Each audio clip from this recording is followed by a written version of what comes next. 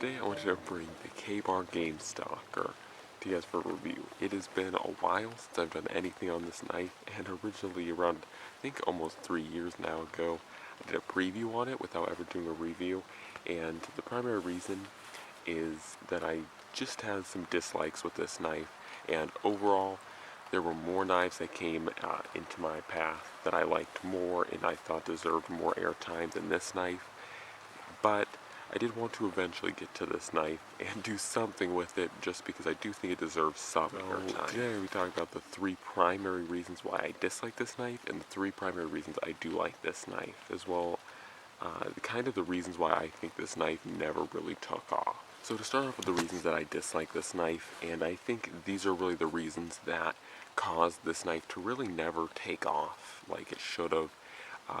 This knife is really quite an awesome knife if you consider all its pluses, which we'll go into in a minute. But there were just 3 primary downsides in my mind that really essentially killed this knife. So the first being that this knife kind of weirdly was made of stainless steel. 440C is what they said it was made out of, but it could have been made anywhere from 440A to 440C.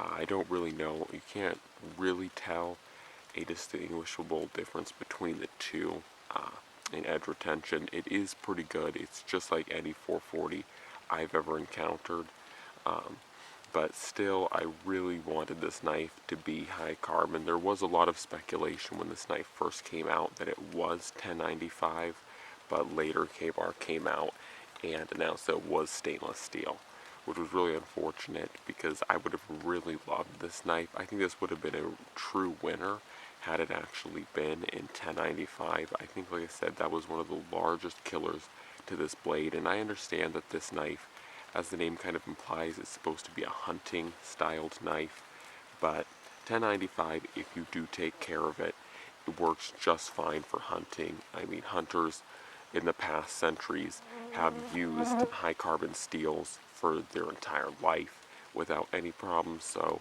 to think that you need to have a stainless steel for a hunting knife is just kind of ridiculous. So the second reason why I do think this knife did not go very well was the sheath. If you guys look at this knife's size versus especially its sheath, this is a gigantic sheath. And I do have something in here, by the way, but I'll get into that a little bit later.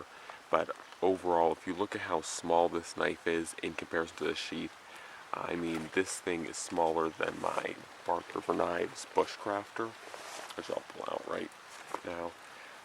This thing is actually smaller than this knife, and it has a lot larger sheath. This sheath is just huge, especially for the knife that it's supposed to hold.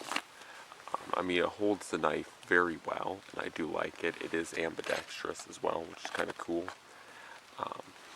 But this sheath is just gigantic, and it's way too large, way too much bulk. And one of the largest problems with all this bulk is the fact that I think this knife would have made a really great neck knife, but with this kind of sheath, that's just unrealistic.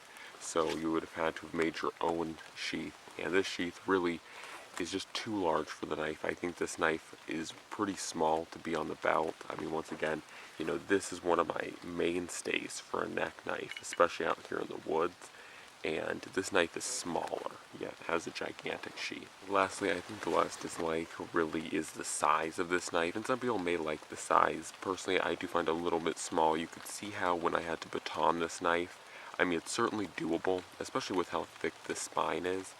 You can certainly baton larger pieces of wood, but you can see how I kind of had to take it a piece at a time and trim it down, make it small enough that the knife could tackle it.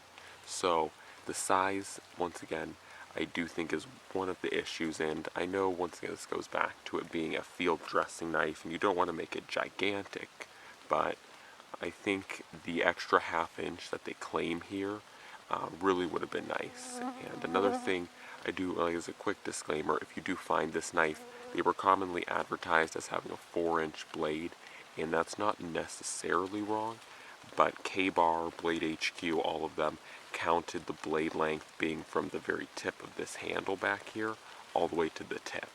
And if you consider this piece a part of the blade, I don't really know why you would. I mean, it's not helpful as an actual blade. You can't really do anything with this besides, you know, as a part of the handle. This is clearly meant to be a part of the handle, but they claim that as being a part of the blade.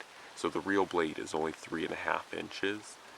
Just to note that when you find these, they will say they're 4 inches. Now into some of the things I like. I really, once again, think this knife could have taken off and been a huge success for Ka-Bar had they done some of those 3 things.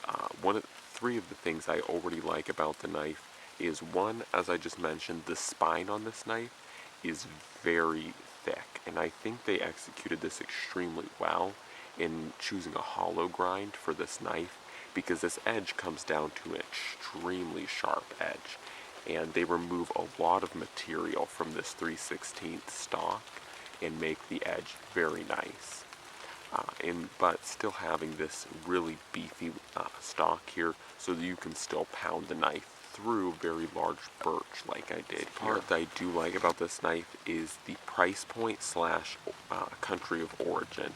This knife was actually made by Ka-Bar in their US factory, and this knife started out at around $45, which was really awesome. I mean, I think that if they would have done this on $10.95, it probably would have been $60, but even still around $60 or $70. That's around the same price as an SE Azula. This knife would have sold very well at that price point. Still had a phenomenal price point for its country of origin, you know, being in the US. I really did like that about this knife. Thirdly is the ergonomics. Though this is a pretty small knife, I really like the blade shape, which this blade shape many modern knife people may not be too familiar with. This is what you technically call a Nesmik Skinner. The difference between a normal Nesmik and a Nesmik Skinner is the fact that a Nesmik is generally more just overall round, and this area is enlarged and generally pulled back a little bit. Whereas with the Nesmik Skinner, as the name kind of implies, it's meant to be a more thin and agile skinning knife, but still having a very pronounced Nesmik design here. And I really like the blade shape of this. It makes it very nice as well because there's jimping right here. It's very nice to actually do work with game.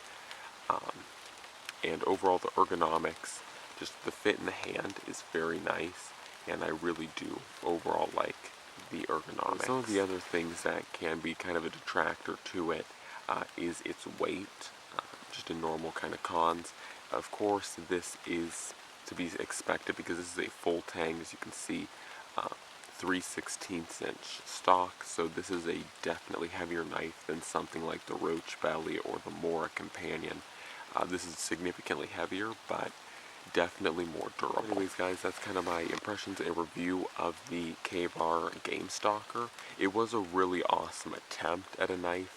This handle, I do want to note, is, I forget what they call it for the hunting series that they did, but this is essentially, if you're familiar with their zombie series, the infection handle. It's the same exact handle, just orange instead of green. But that being said, if you can overlook the fact that this is just the infection handle is still extremely grippy, and there's a lot of texture to it and a lot of points for grip. And that is something I do like.